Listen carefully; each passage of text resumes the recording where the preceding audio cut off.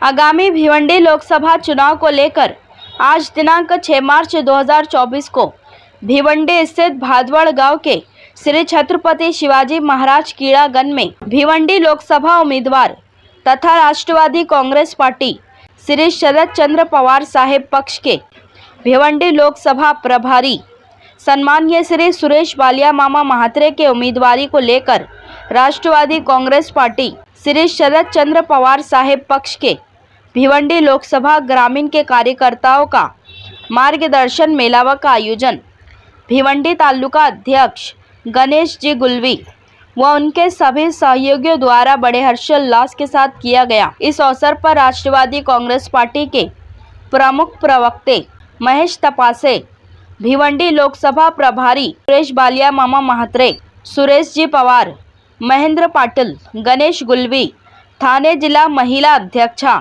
Doctor Rupali ताई कराले, शोभा ताई महात्रे, प्रशांत महात्रे, महादेव घरत, विलास भोईर, पुंडलिक पाटिल, संतोष ठानगे, भिवंडी पंचायत समिति के माजी सभापति विकास भोईर, भिवंडी कृषि उत्पन्न बाजार समिति के उप सभापति व माजी सरपंच गुंदौली मनीष महात्रे सहित भारी संख्या में भिवंडी तालुका ग्रामीण के राष्ट्रवादी कांग्रेस पार्टी श्री शरद चंद्र पवार साहेब पक्ष के कार्यकर्ता व पदाधिकारी, महिला व पुरुष उपस्थित थे।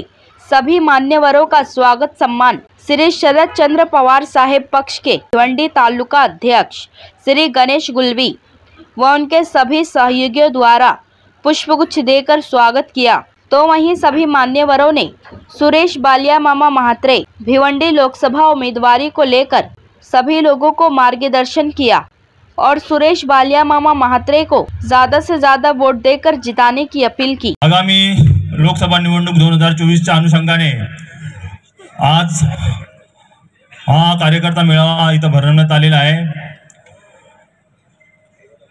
मित्रांनो व बंधू भगिनींनो, गेल्या 1 वर्षापासून महाराष्ट्रातील राजकारणामध्ये मोठ्या मोठ्या घडामोडी झाल्या।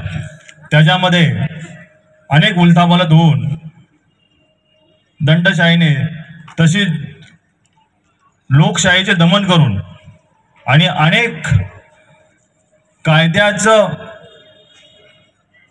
आणि लोकशाहीचं दमन करून आपल्या राष्ट्रवादी पक्षाचे 2 तुकडे करण्यात आले आणि अनेक जण पवार साहेबांना सोडून गेले।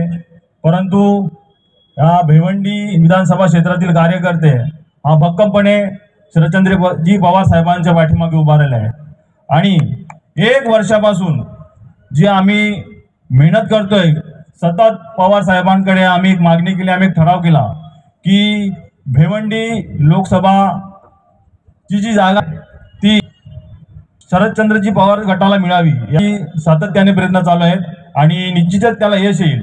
आणि त्या अनुषंगाने जो प्रस्ताव केला होता त्या प्रस्तावामध्ये आम्ही मामांचं नाव अग्रणी घेतलेलं आहे आणि या भिवंडीच्या क्षेत्राला जो न्याय देण्याचा इथली जी हुकुमशाही आहे, जी दमनशाही चालू आहे, तिला लगाम लावण्याचं काम निश्चितच बाल्या मामाच करू शकतात। म्हणून आपण सर्वांनी मामांच्या पाठीमागे खंबीर उभं राहिलं पाहिजे आणि येणारे जे दिवस आहेत तिथे मोठ्या प्रमाणात आपण मेहनत घेतली पाहिजे। गावोगावी शहरात वार्डावार्डात जाऊन प्रत्येक बिल्डिंगमध्ये जाऊन आपला इथला प्रत्येक कार्यकर्त्याने जर जोमाने काम केलं तर निश्चितच आपल्याला हे यश मिळेल। भिवंडी क्षेत्रामध्ये अनेक प्रश्न आहेत। इथे इको झोन आल्यामुळे इथल्या स्थानिक बांधवांचे अनेक उद्योगधंदे हे हातातून निघून गेलेले आहेत। अनेकांच्या खडी क्रेशर खदानीचा जो धंदा होता तो निम्म्यापैकी लोकांचा बंद झालेला आहे। रेती उत्पादकांचा पण तोच विषय, टोरंटचा प्रश्न गहन आहे, त्या प्रश्नावरती कोणच काही बोलत नाहीये। स्थानिक उद्योगामध्ये स्थानिक लोक माघार गेले आहेत, युवकांच्या हाताला रोजगार राहिलेला नाहीये, अनेक गंभीर प्रश्न आहेत।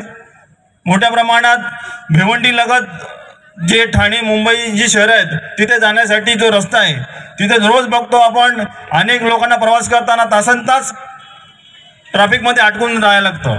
गेल्या अनेक वर्षापासूनचा हा प्रश्न आहे, पण तो काही निकाल निघत नाही. परंतु या सर्व प्रश्न जर हल करायची असेल तर आगामी लोकसभा निवडणुकीमध्ये आपल्याला हे दाखवून दिलं पाहिजे आणि जो महाविकास आघाडीचा उमेदवार असणार आहे तो निश्चितच उमेदवार ठरलेला आहे आणि काही दिवसातच त्याची घोषणा होईल. त्यांच्या मागे आपण खंबीरपणे उभे राहून जोमाने काम करून इथे महाविकास आघाडीचा झेंडा आपण रोवला पाहिजे असं मी सर्वांना आवाहन करतो. आणि इथे मोठ्या प्रमाणात उपस्थित झालेल्या राष्ट्रवादी कार्यकर्ते यांचं मी हार्दिक स्वागत करतो आणि इथे थांबतो. जय हिंद, जय महाराष्ट्र, जय राष्ट्रवादी.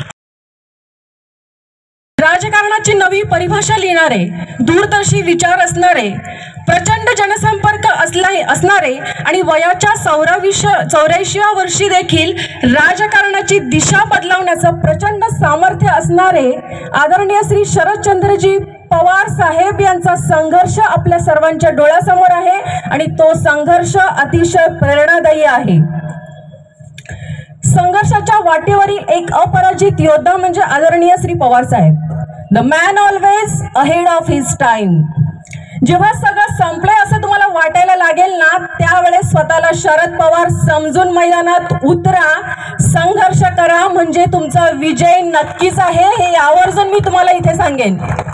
सामान्य शेतकऱ्यांच्या घरात जन्माला आलेले, घरामध्ये कोणीही राजकारणी नव्हतं, साधा साखर कारखान्याचं चेअरमन पदी कोणी नसताना साहेब जनतेच्या साथीने, त्यांच्या आशीर्वादाने, त्यांच्या सहकार्याच्या साथीने त्यांनी बारामतीपासून ते दिल्लीपर्यंतचा राजकीय प्रवास अतिशय यशस्वीपणे पार पडला. या प्रवासात त्यांना अनेक अडचणी आल्या, पण त्या सगळ्या अडथळ्यांवर मात करत ह्या वयातही साहेबांचा संघर्ष अविरतपणे चालू आहे आणि आपल्यासारख्या सर्व युवकांसाठी त्यांचा संघर्ष खरंच अतिशय प्रेरणादायी आहे असं मला वाटतं. महाराष्ट्र राज्यातील प्रत्येक खेडोपाड्यात सिंचन सुविधा, आधुनिक शेती आणि तंत्रज्ञान यांचा विकास, गाव तिथे रस्ता आणि शेती तिथे वीज कनेक्शन हे सूत्र महाराष्ट्राच्या विकासाला दिशा देणारं ठरलं. शरद पवार साहेबांवर टीका करणं सोपं आहे, परंतु शरद पवार होणं तेवढंच अवघड आहे. शेतकरी घरात जन्माला येऊनही दौंड पाटसच्या बाजारात त्यांना भाजीपाला विकावा लागला. वयाच्या 20व्या वर्षी विद्यार्थी चळवळीत सहभागी व्हावं लागलं, 27व्या वर्षी आमदार व्हावं लागलं, 32व्या वर्षी मंत्री व्हावं लागलं आणि 37व्या वर्षी मुख्यमंत्री होण्याची धमक अंगात असावी लागते. तेव्हा शरद पवार साहेबांवर टीका करण्याचा तुम्हाला हक्क आणि अधिकार राहील. दुष्काळात शेतकऱ्यांसाठी फळबाग योजना आणाव्या लागतात. राज्यभर पायी फिरून शेतकऱ्यांना भेटावं लागतं, त्यांना बोलावं लागतं, त्यांच्या समस्या जाणून त्यांचं निराकरण करावं लागतं. राज्याच्या कानाकोपऱ्यात सहकार, साखर, वीज, शेती कशी पोहोचली जाईल यासाठी पवार साहेब नेहमीच प्रयत्नशील राहिले.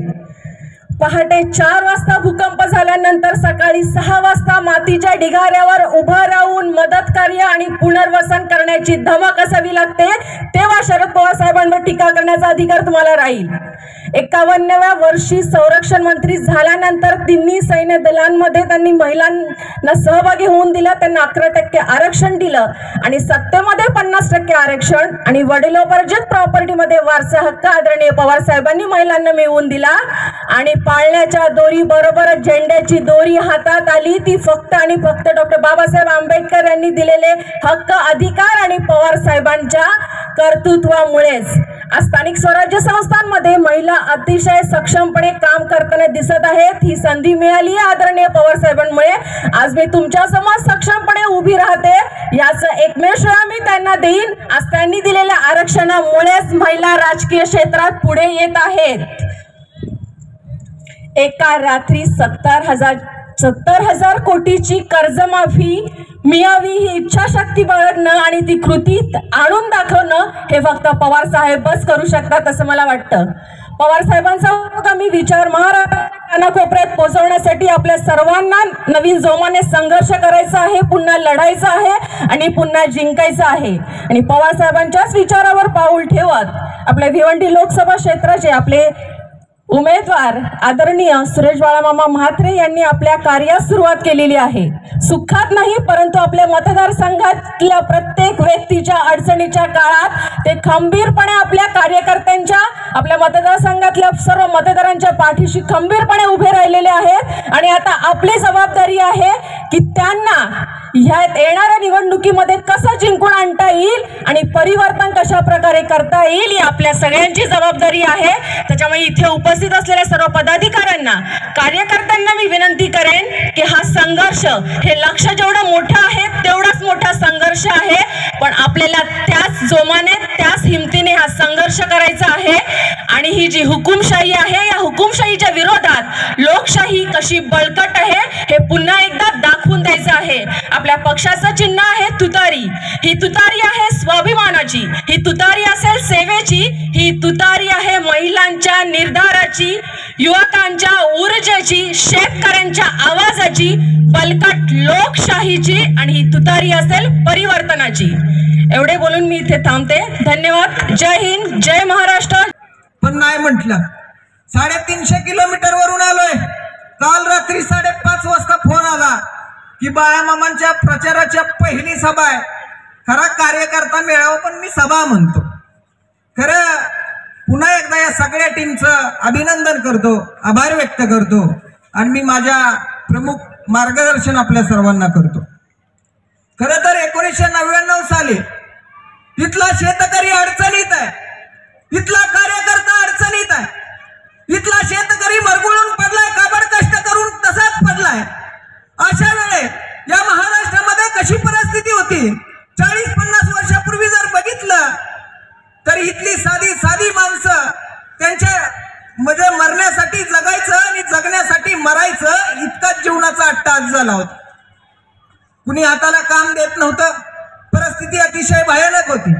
पण 1999 साली इथल्या शेतकऱ्यांसाठी, इथल्या काबड कष्ट करणाऱ्या भूमिपुत्रांसाठी, इथल्या सर्वांसाठी, महाराष्ट्राच्या स्वाभिमानासाठी राष्ट्रवादी काँग्रेस पक्षाची स्थापना आदरणीय पवार साहेबांनी केली आणि शेतकरी जिवंत ठेवण्याचं काम केलं. पूर्वी पश्चिम महाराष्ट्रातली परिस्थिती बघितली तर कशी होती? दुष्काळ पडला, काही ठिकाणी ओला दुष्काळ तर काही ठिकाणी सुका दुष्काळ. मग या दुष्काळ परिस्थितीत आदरणीय पवार साहेब पुढे आले. या महाराष्ट्राचं नेतृत्व केलं पाहिजे. याचं नेतृत्व करायचं असलं तर इथला शेतकरी जिवंत ठेवला पाहिजे, इथला कामगार जिवंत ठेवला पाहिजे. याच्यासाठी ही लढाई स्वाभिमानाची आपल्या हातात घेतली आणि स्वाभिमानाची लढाई पुढे घेऊन जाण्याचं काम केलं आणि पुरोगामी महाराष्ट्र पुढे घेऊन जाण्याचं काम आदरणीय पवार साहेबांनी केलं. आमदार, खासदार, मंत्री करण्याचं काम एकाच नेत्यानं केलं. त्या नेत्याचं नाव आहे आदरणीय पवार साहेब. निष्ठावांनी मी बघितलं इथल्या मातीवरती किती प्रेम असावं. मगाशी माझं नाव घेतलं. माझं नाव घ्यायच्या अगोदर बाळामामांनी सांगितलं माझ्या मातीत कार्यक्रम होतोय तर माझ्या भूमिपुत्रांना इथला न्याय मिळाला पाहिजे, त्यांना इथं पहिल्यांदा बोलायला द्या, कारण इथल्या अडचणी बाहेरची माणसं येऊन सांगणार नाहीत. आणि खरं आहे ना त्यांचं. अहो, इथली माती घेतली, समुद्रात टाकली तर तो लाल तवंग येतो. तो लाल तवंग ही इथल्या भूमिपुत्रांच्या रक्ताचा येतो आणि त्या रक्ताच्या शपथ घेऊन सांगतो आज आपण बाळामामांसारखं नेतृत्व उभा करू आणि बाळामामांना इथून पुढच्या भविष्याचं सगळं त्यांच्या हातात देण्याचं काम आपण केलं पाहिजे. आणि माणसासाठी लढायचे आहे, या मातीसाठी लढायचे आहे, या मातीच्या स्वाभिमानासाठी लढायचे. ही विचारधारा डोक्यात घेऊन शरीरातल्या रक्ताच्या शेवटच्या थेंबापर्यंत आदरणीय पवार साहेबांच्यावर प्रेम करणारा कार्यकर्ता आणि निष्ठेला आणि तत्वाला बांधील राहणारा आणि त्याच कार्यकर्त्याच्या माध्यमातून आपण एक नव्हे अनेक विकासाच्या गोष्टी पुढे घेऊन जाण्याचा प्रयत्न करू. भविष्य कसं आहे ते माहिती नाही, पण आजच्या सभेवरून भविष्य कळतंय. त्यामुळे आज एक विचारधारा घेऊन एक शपथ घेऊ.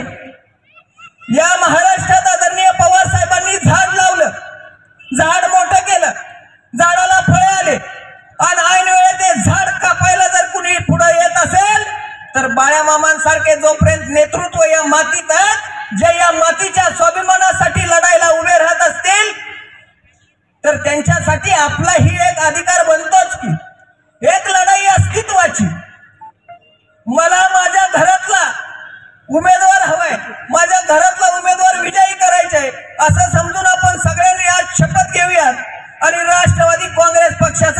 काळात विजयी उमेदवार याच मैदानात गुलाल उधळूयात अशी संकल्प करून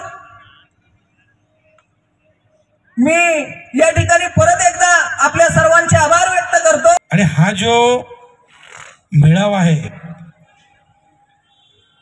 ह्या मेळाव्याचा प्रमुख उद्देश असा आहे की येणारी निवडणूक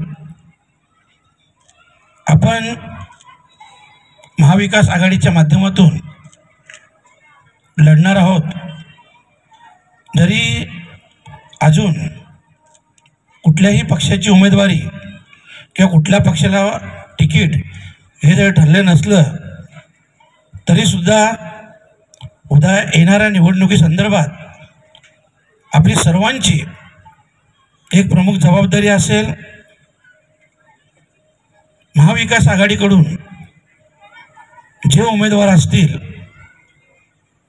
त्या उमेदवाराला निवडून आणण्यासाठी आपण सर्वांनी 100% प्रयत्न करायचे आहेत। आजच्या या मेळाव्याच्या माध्यमातून खास करून उपस्थित सर्वच तरुण तडफदार कार्यकर्ते, आमच्या माता भगिनी, खरोखरच आपल्या सर्वांचं मनापासून मी आभार व्यक्त करतो। कारण एवढ्या मोठ्या प्रमाणात आज तरुण वर्ग इथं उपस्थित आहे आणि हे देखील एक विधानसभा क्षेत्राचं मार्गदर्शन मेळावा आहे। आज कमीत कमी 800,000 तरुण कार्यकर्ते इथे उपस्थित आहेत। आपल्याला माहीत आहे प्रत्येक विधानसभेत बूथ साधारणतः 300 ते 350च्या मध्ये असतात आणि आज इथं आपले 1000च्या आसपास कार्यकर्ते उपस्थित आहे। म्हणजे एकंदरीत आपण उद्याचा विचार केला तर ही निवडणूक, आणि इथं खास करून फक्त आपण राष्ट्रवादीचे कार्यकर्ते आहोत, पुढची जेही मार्गदर्शन मेळावा असेल तो महाविकास आघाडीचा असेल। म्हणजे आपल्या मार्गदर्शन मेळाव्याला देखील कमीत कमी 3-4 हजार लोक असतील, एवढा मोठा तो पुढचा मार्गदर्शन मेळावा असेल। आणि यावरून आपल्या सर्वांना एक लक्षात येतो की या विधानसभा वार्डात महाविकास आघाडीची ताकद किती आहे। जरी सर्वांनी सांगितलं उमेदवार महाविकास आघाडीचाच निवडून येणार, यात कुठल्याही प्रकारची शंका माझ्या मनात नाही, परंतु आपण देखील गाफील राहता कामा नये। आपण आत्तापासूनच सर्वांनी एक जबाबदारी स्वीकारायला पाहिजे। उमेदवार कोणीही असो, मी स्वतः उमेदवार आहे, अशा प्रकारे आपण जर काम केलं, प्रत्येकाने आपले नातेवाईक, मित्रमंडळी जे जे असतील त्यांना उद्यापासून भेटायचं काम चालू केलं। आमच्या माता भगिनी आहेत, खरं म्हटलं तर घरात चुलीपर्यंत जायचं काम हे त्यांचंच असतं आणि त्यांनी तशा प्रकारचे जर काम केलं तर खरोखरच ही निवडणूक आपल्या सर्वांसाठी सोपी असेल। परंतु अशा प्रकारे काम झालं पाहिजे। मी तपासे साहेबांना एवढंच सांगेन की साहेब, ह्या लोकसभा क्षेत्रात 10 वर्षात सर्वात अपयशी खासदार, लोकसभा क्षेत्रात म्हटणार नाही, महाराष्ट्रात म्हटलं तरी चालेल आणि देशात म्हटलं तरी चालेल, सर्वात अपयशी खासदार हे कपिल पाटील आहेत। आणि हे सांगायचंही कारण असं आहे, 1 तारखेला रात्री कपिल पाटलांनी एक चोरून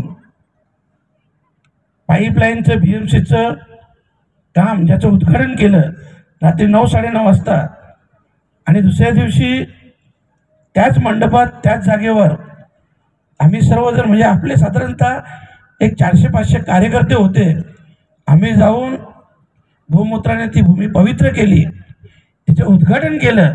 आणि याच्यासाठी केलं की ती काम आपल्या कार्यकर्त्यांनी मंजूर केलं होतं, त्याचं सर्व श्रेय या आजूबाजूचे जे आमच्या ग्रामपंचायत आहेत, ग्रामस्थ आहेत, त्यांचं श्रेय होतं। परंतु कपिल पाटलांनी एकट्यानेच उद्घाटन करून कोणालाही न बोलवता आणि रात्रीची रात्री पळून गेले। दुसऱ्या दिवशी 3 मार्च मी आपल्याला आग्रहाने आमंत्रित केलं होतं परंतु आपली देखील मीटिंग होती, जमू शकले नाही. त्यावेळेस देखील आम्ही 3 मार्च 2019 या दिवशी कपिल पाटलांनी मुरबाड रेल्वेचं काम मंजूर झालं म्हणून एक उद्घाटन केलं होतं, खूप मोठं उद्घाटन, की हे काम पूर्ण मंजूर झालं, उद्यापासून काम सुरू होईल. आणि त्याच शुभारंभाला 3 मार्च 2024 रोजी 5 वर्ष पूर्ण झाली. आणि म्हणूनच राष्ट्रवादी काँग्रेस पार्टीच्या वतीनं तिथं आम्ही गाजर वाटप आणि चॉकलेट वाटपचा कार्यक्रम ठेवला होता. साहेब, आमच्याकडे खूप मोठ्या समस्या आहेत. सगळ्यात मोठी समस्या ही टोरंटोची आहे. अनेक लोक, अनेक छोटे मोठे व्यावसायिक आज देशोधडीला लागलेले आहेत. आमच्या भिवंडीचा आत्मा लूमचा व्यवसाय आज 50% बंद झालेला आहे. आज जो सर्वसामान्य कामगार आहे 10,000, 12,000, 15,000, 20,000 पगार घेतो आणि त्या व्यक्तीच्या घरात फक्त 1 ते 2 बल्ब असतील, ट्यूबलाईट असतील, फॅन असेल आणि त्याचं बिल देखील 500 ना 700च्या घरात जातो. ही खूप मोठी बिकट परिस्थिती आहे. आमच्या रीतीचा विषय असू दे, हजारो लोक, हजारो कुटुंब आज त्या रीतीच्या व्यवसायापासून बरबाद झालेले आहेत. कारण ह्यांनी रीती व्यवसायावर बंदी आणली आणि आत्ता साहेब तिथं मोठे मोठे डेजर हे उतरवले आणि तिथं आता काम चालू आहे. म्हणजे आमच्या डुबीवाल्याने बंदी, पण तिथं काम चालू. जिथं दगडाच्या खाणी होत्या त्या बंद झाल्या. आमच्या वीटभट्टीच्या व्यवसायावर बऱ्यापैकी बंदी आली. अशा अनेक प्रकारच्या समस्या या भिवंडीच्या बोललो, परंतु संपूर्ण जिल्ह्यात खूप मोठ्या समस्या आहेत. मी त्या दिवशी देखील बोललो की आमच्या खासदार महोदयांना, खासदारांची नक्की जबाबदारी काय आहे, त्यांच्या नक्की कामं कुठली करायची आहेत हेच त्यांच्या लक्षात येत नाही. आता 2 दिवसापूर्वी भिवंडीत त्यांनी MMRDAच्या कामांचं उद्घाटन केलं. साहेब, उद्घाटन केले, फलक लावले, सगळे मेसेज टाकले. त्याच्यानंतर कोणीतरी शिवसेना शिंदे गटाच्या कार्यकर्त्यांनी ती मुख्यमंत्री महोदयांच्या कानावर ती गोष्ट टाकली आणि त्यांनी तिकडनं आदेश दिले की कोणीही या कार्यक्रमाला जायचं नाही. आणि मग लगेच खासदारांनी धावपळ करून त्यांचं नाव टाकलं. बोलायचा उद्देश एवढाच आहे की कुठलंही काम स्वतः करायचं नाही. कुठल्या आमदारांनी केलं असेल, नगरसेवकांनी केलं असेल, जिल्हा परिषद सदस्याने केलं असेल तर त्याची फक्त श्रेय घ्यायचं काम आणि टक्केवारी घ्यायचं काम फक्त या कपिल पाटलांनी केलेलं आहे. मित्रांनो, गेली 10 वर्ष आपण सर्व हे सहन करत आहोत, भोगत आहोत. परंतु आत्ता मी आपल्याला एवढंच सांगेन की ती वेळ आता येऊन ठेपलेली आहे. फक्त आपण सर्वजण जागरूक राहायचं आहे, सतर्कतेने काम करायचं आहे. प्रत्येकाने मीच या महाविकास आघाडीचा उमेदवार आहे अशा प्रकारे काम करायचं आहे. आणि येत्या निवडणुकीत मी नक्कीच आपल्याला सांगतो की महाविकास आघाडीचाच खासदार असेल, एवढं मी आपल्याला नक्की शब्द देतो. 1.5 लाख कोटीचा प्रकल्प कुठे गेला? गुजरातला. फॉक्सकॉनचा प्रकल्प गेला गुजरातला. महिंद्राच्या हाती काय आलं? पॉपकॉर्न. काय आलं? आमचे रोजगार गेले. एअरबसचा प्रकल्प महाराष्ट्रामध्ये होणार होता, तो गेला गुजरातला. बल्क ड्रग पार्कचा प्रकल्प आपल्या रायगडामध्ये होणार होता, तो गेला हिमाचल प्रदेशला. आणि काल देशाचे गृहमंत्री येऊन संभाजीनगरमध्ये, जळगावमध्ये म्हणतात की गेल्या 50 वर्षापासून महाराष्ट्रात शरद पवारांचं ओझं घातलंय. ही बोलायची भाषा झाली का? ही बोलायची भाषा झाली का?